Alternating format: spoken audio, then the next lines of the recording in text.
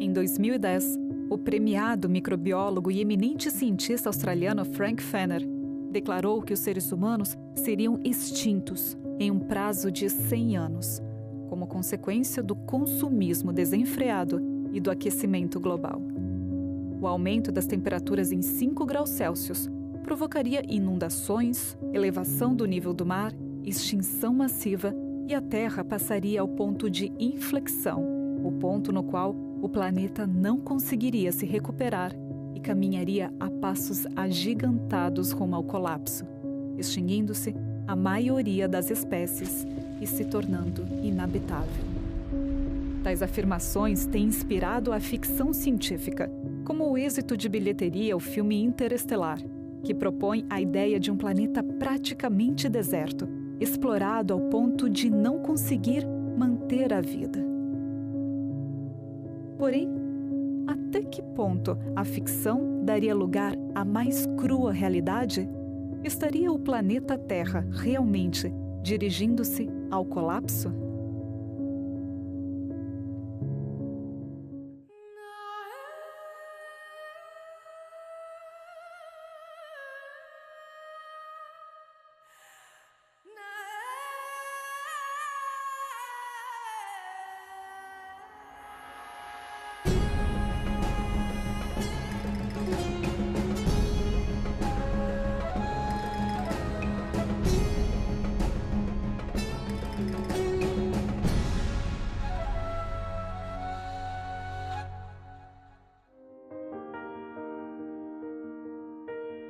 Quantas espécies de seres vivos dividem o planeta conosco?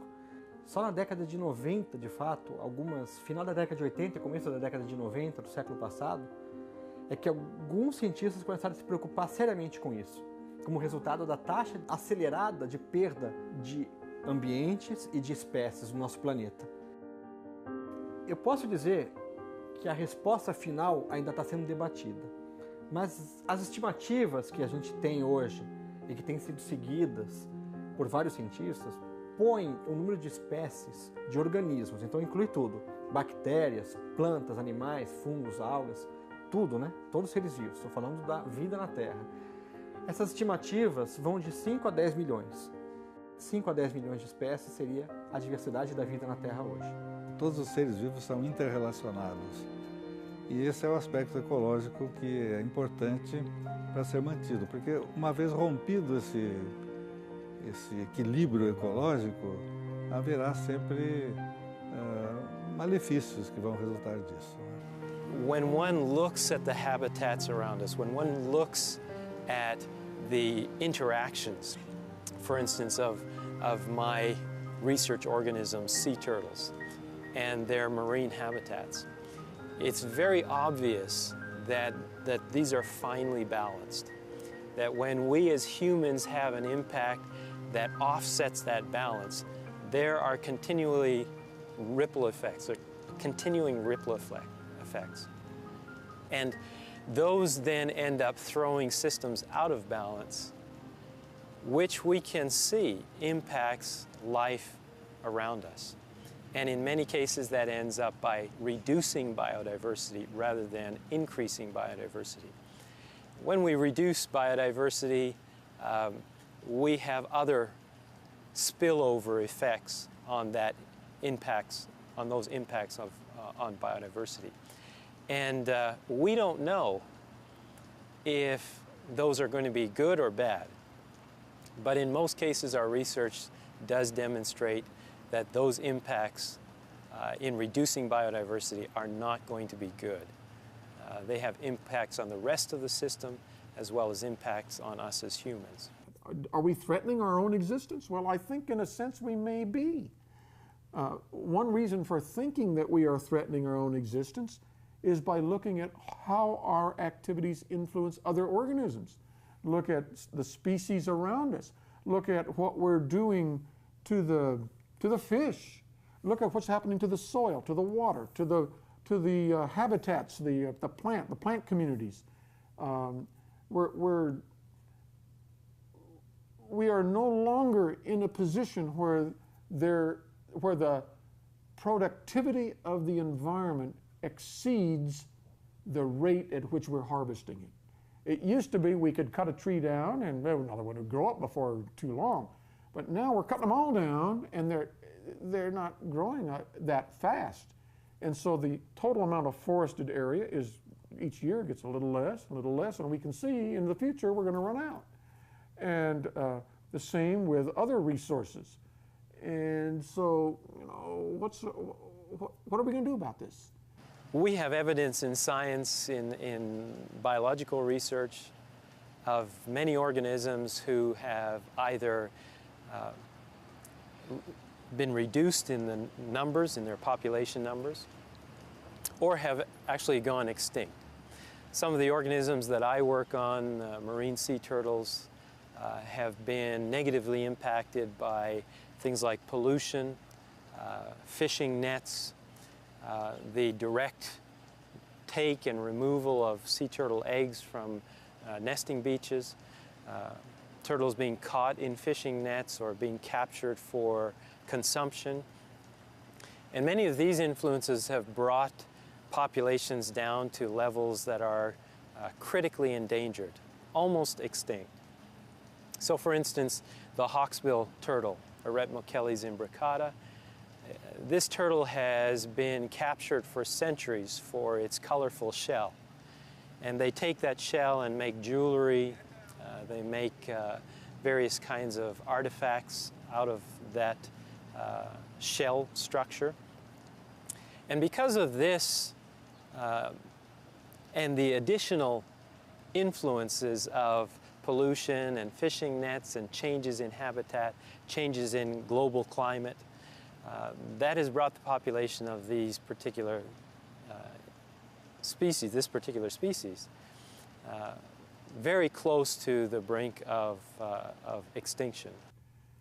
And we've come to understand a little more about the results of our activities. You know, 500 years ago, there was not so many people, and there were lots of areas of the world where you could just kind of settle in, and even perhaps nobody lived there. You could claim the land for yourself. This is my land because nobody else has it. But that's not really the case anymore. The population has grown, and the technology has produced a lot of changes in materials, so that when we mine copper, we concentrate it in some places. We may use some kind of chemicals to process it. We dig holes and destroy areas of the world, of the surface, and the parts of the copper mine where the amount of copper is too low to make it commercially viable, we put in a big pile, and then that pile has a higher concentration of copper than most organisms are used to. And we can multiply the examples. Petroleum, logging for a forest, and the generation of trash and plastic bottles, and all of these things are influencing and affecting the environment in which we live. And you know, what should we be doing about that? It's very true that we have scientific evidence that humankind has really impacted the environment, the world around us, in a global way. We find that since industrialization, that period of industrialization, we have strongly influenced habitats, and it's well known in science. And there's plenty of evidence that humans are impacting biodiversity in a strong way. We have extinction rates that are increasing because of human interactions with our habitats. There is discussion and some contention about global climate change. And these are issues that impact us not only immediately here and now, but are beginning to be recognized for their future impacts as well. And one of those impacts, of course, is the global climate. which we have concerns about for various habitats, for organisms that are at the brink of extinction, what will happen with their behaviors, what will happen with their reproduction. These are questions we really can't answer from this side of those changes. But we can make assumptions, we can hypothesize, we can do research to test the potential influences of global climate change. And what we're finding when we do those kinds of tests is that those changes in climate, which are happening possibly more rapidly than we really understand and recognize, will certainly have impacts not only on animals and on ecosystems, but those will reflect in potential impacts on human life and humankind as well. Então, qual a relevância da gente conhecer essa diversidade da vida na Terra? Em primeiro lugar, o que está sendo perdido em que taxa e a gente nem conhece, né? Se a gente não chega a conhecer nem metade das espécies que existem, os outros 2/3, 3/4 que a gente não conhece, qual a importância deles para o planeta funcionar como ele funciona hoje? Isso significa o quê? Manter condições para a vida do ser humano e, na verdade, para a vida na Terra, né? Então, a grande preocupação dos cientistas é isso. Um planeta que pode ter mais de 10 bilhões de espécies e que ele funciona em equilíbrio, é um sistema em equilíbrio, e esse equilíbrio significa que ele mantém condições para a vida na Terra existir. Isso quer dizer que a gente tem ar respirável, água limpa, né? Um clima relativamente ameno. Então, esse equilíbrio é dado pelas 10 bilhões de espécies. Com perda de diversidade, o que pode acontecer com esse equilíbrio? Esse é o grande medo que os pesquisadores têm hoje, porque a gente não tem uma resposta. E se chegar num nível em que a gente vai perder espécies, né, numa taxa tal que esse equilíbrio não possa ser mais mantido, não há dinheiro ou ciência hoje que seja possível para consertar. A gente não sabe como arrumar um planeta. A gente só sabe viver no que a gente tem. Ter um registro claro de todas as espécies no mundo é algo complexo, mas a Plataforma Intergovernamental de Ciência em Biodiversidade e Ecossistemas calcula que, de todas as espécies conhecidas maiores que uma bactéria, por ano desaparecem 100 delas para cada 1 milhão. Isto significa que a extinção de espécies está ocorrendo em uma taxa 1000 vezes mais rápida do que em qualquer outro momento da história da Terra. Esta atual e abismal extinção de espécies se deve, em grande parte, à ação do homem. O desmatamento tem provocado o desaparecimento de diversos ecossistemas, que, por sua vez, desempenham um papel decisivo no regular as mudanças climáticas.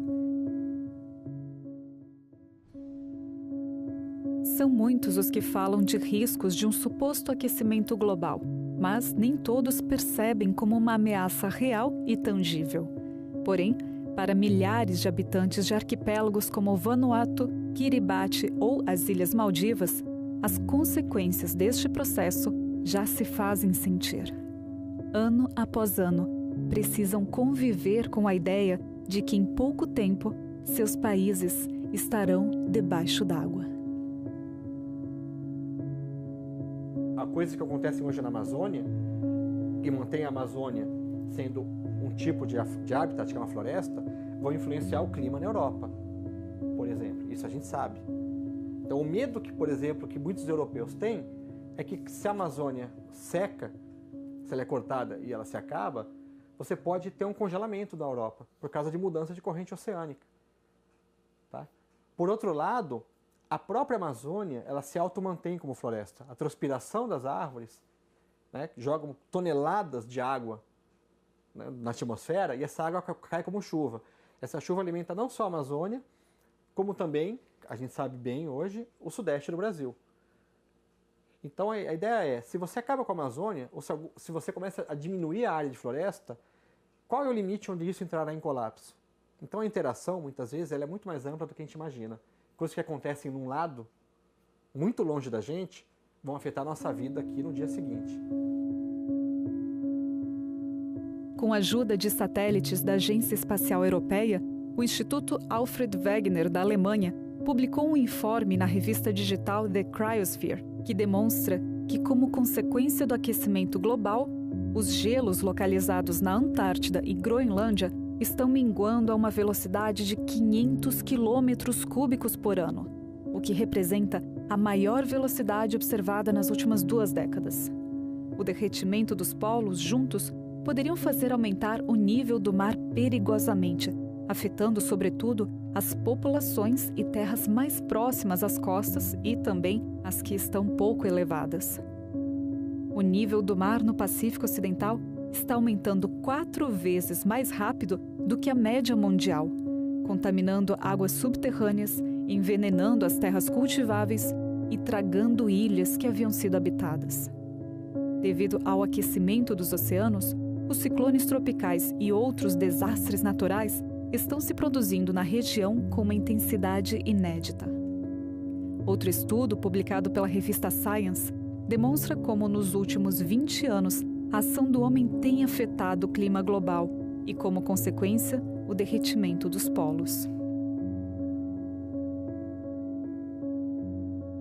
Nós já entendemos, mesmo que não sejamos da área, da biologia, que nós não podemos viver sem as plantas e os animais. Essa interação, esse equilíbrio dentro dos ecossistemas é que permitem nossa vida. Nós temos responsabilidades em relação ao planeta. Nós temos responsabilidades em relação à vida no planeta. Don't we have a responsibility to care for our environment? Well, yes, we do. And it's a matter of self-interest, it's a matter of aesthetics, it's a matter of moral responsibility. Os ecossistemas não estão sendo preservados, então muita coisa da natureza está sendo perdida. E dentre eles, muitos que poderiam ser fármacos, por exemplo, Muitos fitofármacos estão se perdendo porque as plantas estão se extinguindo, estão havendo extinções e nós não vamos nem descobrir que molécula tem ali dentro que poderiam ser utilizadas para a cura de algumas doenças. É importante que nós pensemos de uma maneira mais, holística, maior, mais do que nós. Não existe só pessoas na Terra, existem outras outras vidas na Terra, outros organismos vivos e que nós dependemos deles. Isso é muito importante. The Kemp's Ridley turtle, which also was very close to the brink of extinction, and biologists recognized how very few there were, and so made very strong efforts to help people recognize the general population, recognize our negative influences on this particular species. And so because that species has been made popular, people have been made aware of the status of that species, there has been a positive return on our investment in conservation efforts for the Kemp's Ridley turtle. And we find the populations right now are slowly increasing. The green turtle in places like Hawaii, because of long conservation efforts, the populations are also continuing to increase, whereas previously they were decreasing rapidly. So I think these examples show that we can have a positive influence if we make it known to the general public that our influence has been negative, that there are things that people can do, even small things, that people as individuals, as groups, as institutions can do to have a positive influence and bring species back from the brink of extinction if we make the effort to do so. And I think we can only make that effort if people are made aware of the negative impacts that they're having and the positive impacts that they can have on those particular species. Uma coisa que eu acho que é muito importante, que deve ser discutida no dia a dia das pessoas, deve ser levado para a sala de aula desde crianças, são os limites, os limites nos quais nós podemos afetar a natureza e quando que a gente não precisa e pode abrir mão de algo em prol da gente ter ainda mais florestas ou espécies existindo ao nosso redor, né?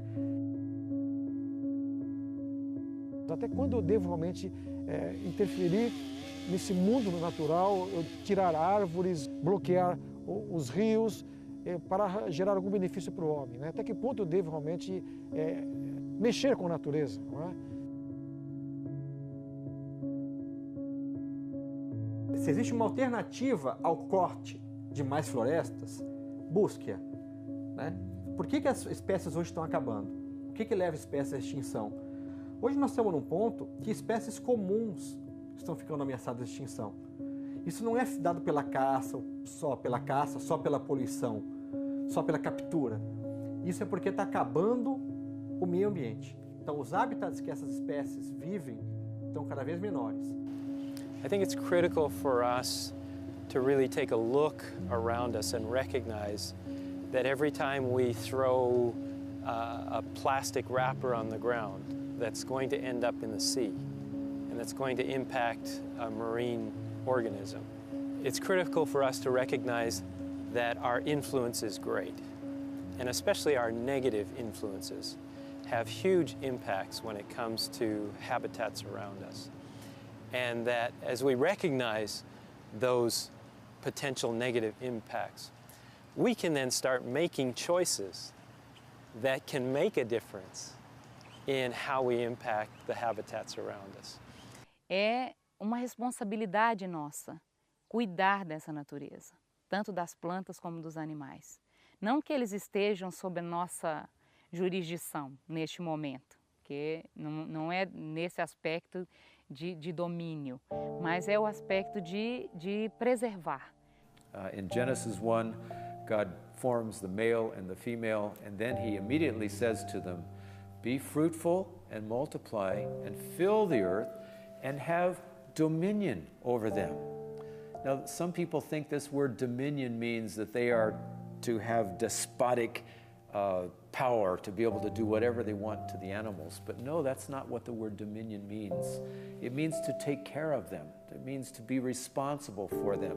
And you put this verse with the verse that's in chapter 2 of Genesis, and they explain each other. The Lord God took the man and put him in the Garden of Eden to tend and to keep it. Now, first of all, when it says garden here, we have to think this is not a garden like you take out your hoe and you chop the weeds. This is a garden of orchards. It's a forest. It's a habitat, if you please, filled with animals, filled with nature, of all kinds. This is the Garden of Eden. And God says, I want you to go there to tend and to till. Now, that's not a good translation. In Hebrew, the two words are shamar and avad, which literally means to serve and to guard. To serve and to guard the garden. So we are to be a servant, an eved, an avad, to serve the garden. That means we are servant protectors of the environment. We are not despotic rulers. We are servants, taking care of our environment. Não há dúvidas de que existe uma interação e interdependência entre o homem e a terra. A saúde e sobrevivência do ser humano se relaciona intimamente com a biodiversidade em muitos aspectos.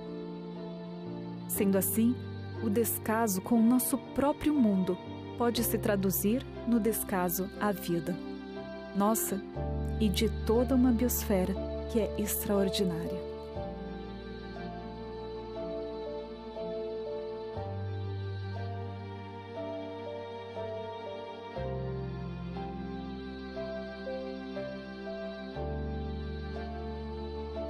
A biosfera subsiste através de relações solidárias entre todos os seres vivos. Todos colaboram em função de um bem comum.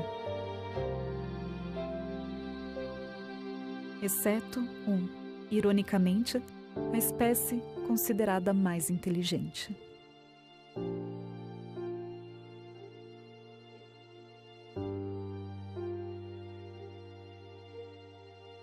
Cabe a nós hoje cuidar, proteger, zelar pelo equilíbrio e, assim, restabelecer a saúde do ser humano, da vida em suas mais notáveis manifestações